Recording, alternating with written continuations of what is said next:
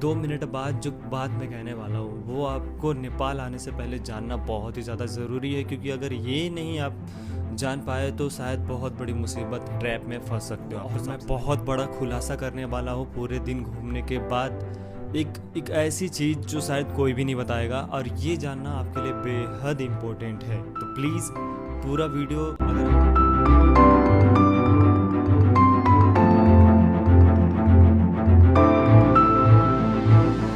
लग रहा है क्या कि ठंडी आ गई बहुत तगड़ी वाली लेकिन हम ठंडी के पास आ गए।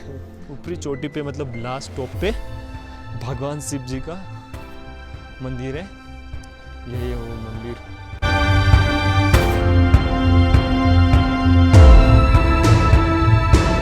ओह माय गॉड, मतलब ऐसा लग रहा है पहाड़ से बादल आ रहे बाहर, ये देखो।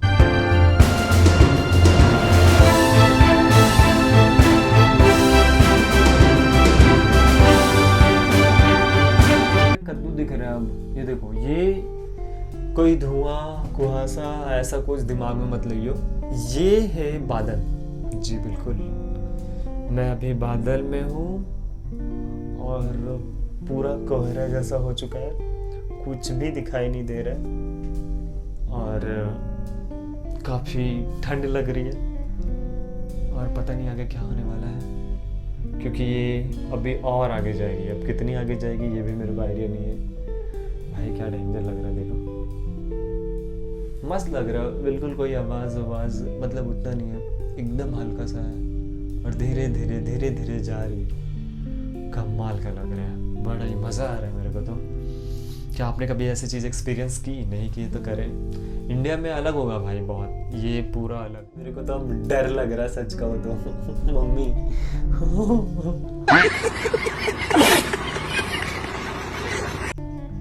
आई फील पैसे वसूल हो गए मेरे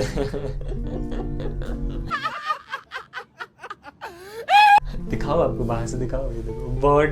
अगर यहाँ से मेरा फ़ोन गिर गया तो, यहाँ से मेरा फ़ोन गिर गया तो क्या होगा बताओ, क्या होगा पता है? अगर यहाँ से मेरा फ़ोन गिर गया तो मेरा करियर ख़त्म हो जाएगा शुरू होने से पहले ही इसलिए रिस्क नहीं लेना चाहूँगा, लेकिन फिर भी कितना खूबसूरत लग रहा है। पता है जब मैं इधर आया ना नेपाल, ये देखो तो पूरा ऐसे गाड़ी दिखी आपको हल्की सी, तो ये मतलब पहाड़ के ऊपर चढ़ के पूरा ऐसे घूमते हुए ऊपर गया, फिर घूमते हुए नीचे आया। मतलब ये जो काठमांडू है ना, इसके चारों ओर बस पूरे पहाड़ी है।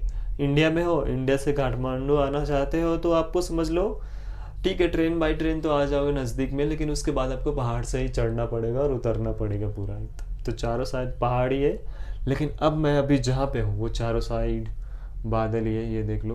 मेरे को डर लग रहा है बाहर फ़ोन निकालने में, तो मैं बाहर नहीं निकाल सकता फ़ोन, लेकिन मेरे चारों साइड देख लो पूरा का पूरा ये बादल है भाई साहब। और ऊपर जा रहा है, मुझे नहीं पता कितना ऊपर जाएगा ये। Oh God.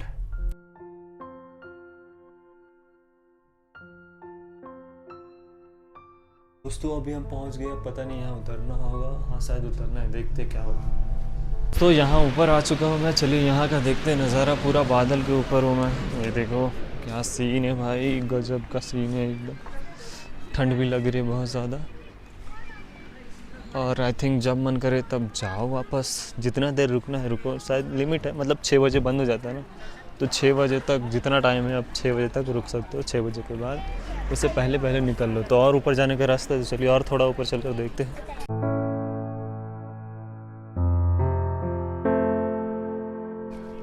तो दोस्तों चलिए ऊपर चल कर देखते हैं कि ऊपर क्या है। और बहुत ही ज़्यादा ठंडी लग रही है यहाँ पर, और ये देखो पूरा बादल ही है, एकदम नज़दीक है हम लोग बादल के। मंदिर वगैरह है, हॉल, रेस्टोरेंट वगैरह, शौचालय वगैरह सब है। चलिए फिर देखते हैं कौन सा मंदिर है इतने ऊपर। भाई है क्या कि ठंडी आ गई बहुत तगड़ी वाली लेकिन हम ठंडी के पास आ गए ये इतनी तगड़ी बादल है यहाँ पर कि पूरा भयानक सा ठंड लग रहा है। और ऊपर अभी मैंने रिसर्च किया तो पता चला कि ऊपरी चोटी पे मतलब लास्ट टॉप पे भगवान शिव जी का मंदिर है। तो चलिए देखते हैं। ये कैसी साइकिल है, ओ भाई पूरा राउंड घूम सकती है, ये देख। और आगे देखो ओ भाई हरी हरी घास, ओ आदमी है, औरत है सॉरी। तो दोस्तों यहाँ पर जीप लाइन भी कर सकते हैं, मैं तो नहीं करूँगा क्योंकि ऑलरेडी मैंने कर ली है और मेरा हार्ट बीट उतना अब स्ट्रॉन्ग है नहीं कि ये जीप लाइन करने के बाद मैं ज़िंदा रह पाऊँगा। सो मुझसे नहीं होगा, जिसको भी होगा आके करो। इतनी ठंड लग रही है, साइकिलिंग करूँगा निपट जाऊँगा मैं। लोग करने वाले कर रहे हैं देखो। हाँ पहुँच गया मंदिर, ये देखो। ये क्या है देखो, इतने लोग मतलब विश मांगकर अपना ताला लॉक करते हैं यहाँ पर, ये देखो। ओ भाई कितना विश मांगते हैं लोग यार। भाई साहब बहुत सारे हैं यहाँ पर विश मांगते हैं लोग और लॉक कर देते हैं यहाँ पर। और चाबी मुझे, चाबी इधर ही फेंक दी। चाबी भी वहीं फेंक देते को, वहाँ पर भी है। और वहाँ जीप लाइन ज़्यादा लंबा नहीं है, लेकिन फिर भी मैं तो नहीं करूँगा, मैं पहले भी कर चुका हूँ। वो तो ऊपर आना था इसीलिए। वहाँ पे रेस्टोरेंट है, आप देखो बहुत बड़ा। और ये है शिव जी का मंदिर। चलिए मंदिर दिखाता हूँ आप लोगों को। ये देखो गाइस, यही है वो मंदिर। दिख रहा है या कोहरा कोहरा ही दिख रहा है आप लोगों को? भाई पानी गिर रही है।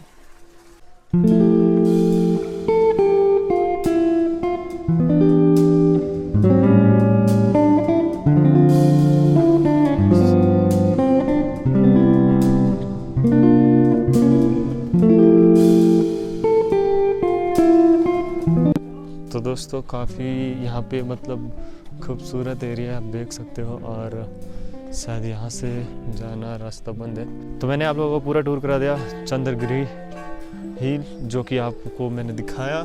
और कैसा लगा कमेंट बॉक्स में ज़रूर बताना।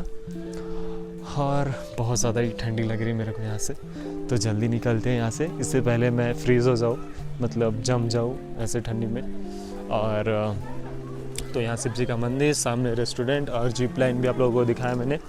और अब वहाँ से वापस हम केबल कार लेते हैं, जो कि डोली बोलते हैं हम लोग, और वहाँ से सीधा वापस नीचे चलते हैं। नल भी बड़ा यूनिक है भाई यहाँ पे, ये देखो। उसके बाद कहाँ जाएंगे मुझे कुछ पता नहीं है। अभी नीचे जाने के बाद देखते हैं कहाँ जाते हैं। और कुछ सवाल हो तो कमेंट बॉक्स खाली भर दो। तो आप लोग को पता होगा अभी अगस्त का महीना चल रहा है, लेकिन यहाँ पर ठंडी आ चुकी है। और यहाँ पर कहाँ पर? जी नेपाल में। नहीं ऐसा नहीं है, ठंडी नहीं आई है, हम ठंडी के पास आ गए। एक्चुअली मैं बादल के पास आ गया हूँ, इसीलिए यहाँ पर बहुत ज़्यादा ही ठंडी हो रही।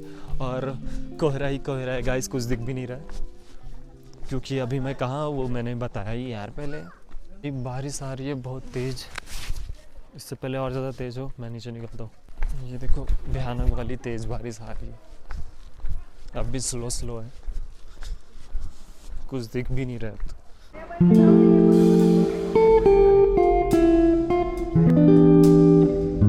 तो दोस्तों अभी यहाँ पे बारिश स्टार्ट हो गई, आप देख सकते हो। और अभी मेरे को दो भाई मिले थे, उन्होंने एक चैनल सब्सक्राइब किया मेरा।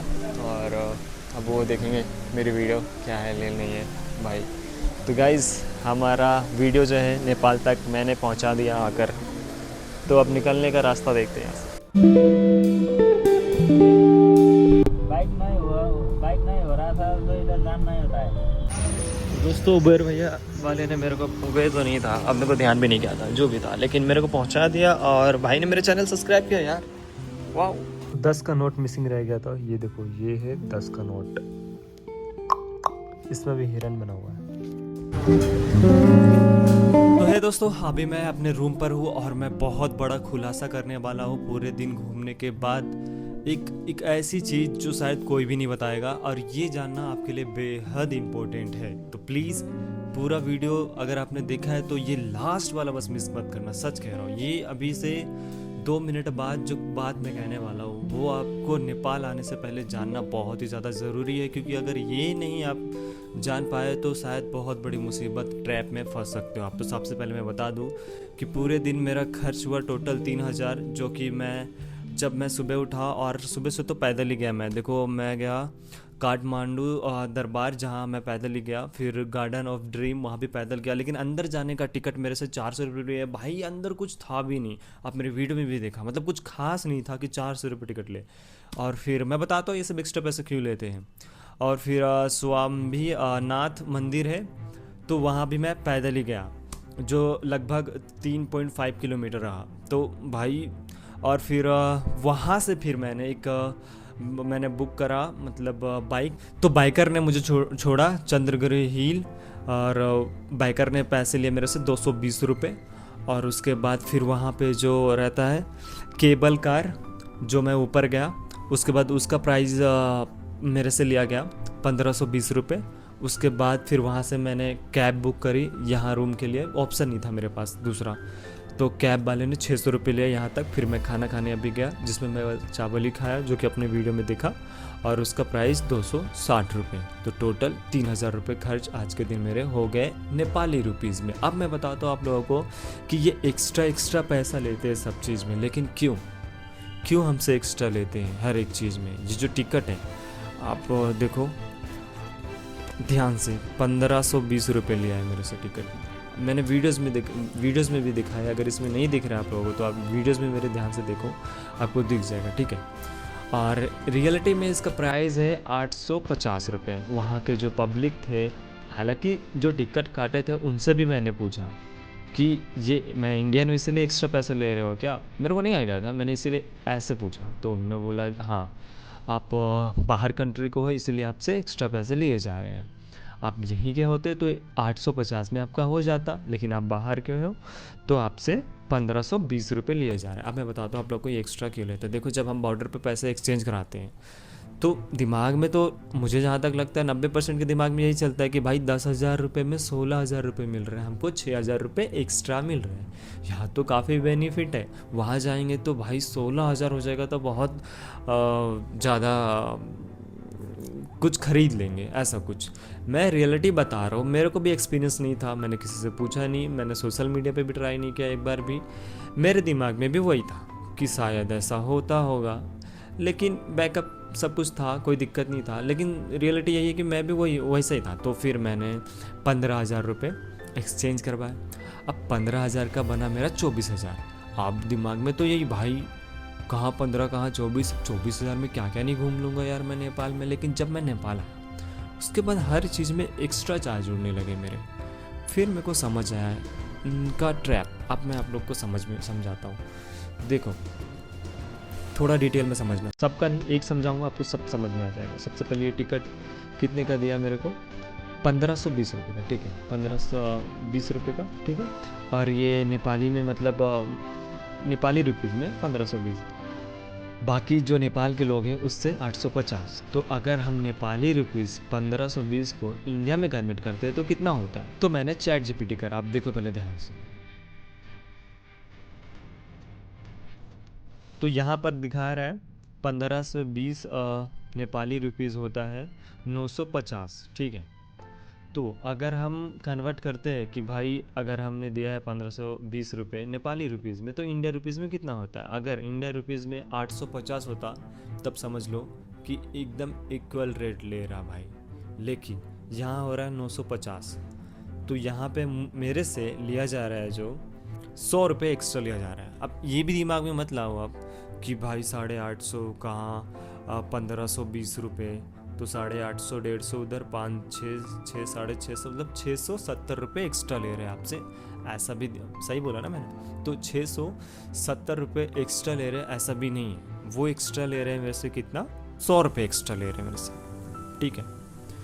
तो पहली बात ये कि एक्स्ट्रा पैसे मिलते हैं भाई, जो इंडिया के पैसे हैं उसको कन्वर्ट अगर नेपाल में करते हैं 10,000 का 16,000 बनता है। दिमाग में ये आता है 16,000 बहुत होते हैं, लेकिन चीज़ें यहाँ महंगी हो जाती है। तो आप सोचोगे कि 16,000 अगर हुआ है तो मान लो आप 10,000 में इंडिया में 10 सामान खरीद लिए, और आप नेपाल भी आओगे तो आपके दिमाग में ये होगा कि चलो कोई नहीं 16,000 में 10 सामान खरीदेंगे, क्या दिक्कत है। लेकिन ऐसा भी नहीं है।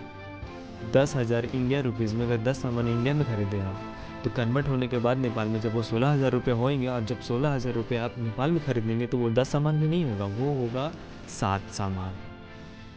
समझा? यही रियलिटी है नेपाल की। तो ये दिमाग में मत लाना कि भाई एक्स्ट्रा पैसे हो रहे हैं अलग मज़ा करेंगे, ऐसा कुछ नहीं है। यहाँ भी आपको एक्स्ट्रा पैसे लगेंगे और बहुत ज़्यादा लगेंगे, आप पे भी नहीं कर पाओगे, इतना ज़्यादा लगेंगे। कुछ कुछ चीज़ें, जैसे कि एक और चीज़, आप चैट जीपीटी कर लो, गूगल कर लो, आप इंडिया प्राइस मारना बाइक M1015, ठीक है, 2 लाख रुपये 10,000 दाम है, यहाँ दाम है 6 लाख रुपये दाम है।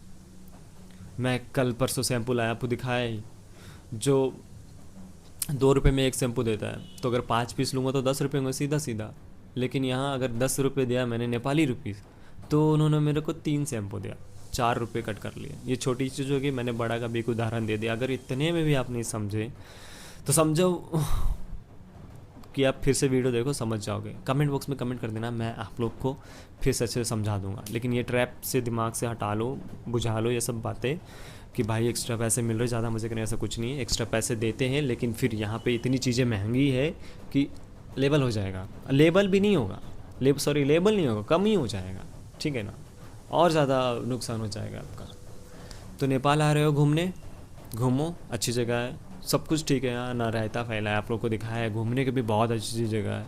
बस एक बात दिमाग में रखना कि पैसे बहुत खर्च होने वाले भाई तेरे, ठीक है ना। तेरे पास बजट है अगर 5,000 6,000, तो एक दिन से ज़्यादा तू नहीं टिक पाएगा। तेरे पास बजट है 20,000 रुपये, तो हाँ 2-3 दिन टिक जाएगा आराम से, और घूम भी लेगा सब जगह। लेकिन प्राइस का तो मैंने बोल दिया क्या झोल है, समझ में आ गया। 10,000 रुपये लेके आएगा, 16,000 हो तो जाएंगे, लेकिन वो 16,000 10,000 का भी काम नहीं करेगा, वो 8,000 रुपये का काम करेगा, समझ ले। जो 16,000 ऐसे जेब में रखेगा ना, समझ ले तेरे पास 8,000 रुपये, वो 16,000 दिमाग में मत लाना, क्योंकि जब चीज़ें खरीदेगा ना तो सबका double double double double rate होगा। तो जहाँ लगेगा तेरे को 1,000 में काम हो जाएगा, वहाँ 2,000 लगेंगे, समझा? ऐसा है भाई, ये सीन है यहाँ का।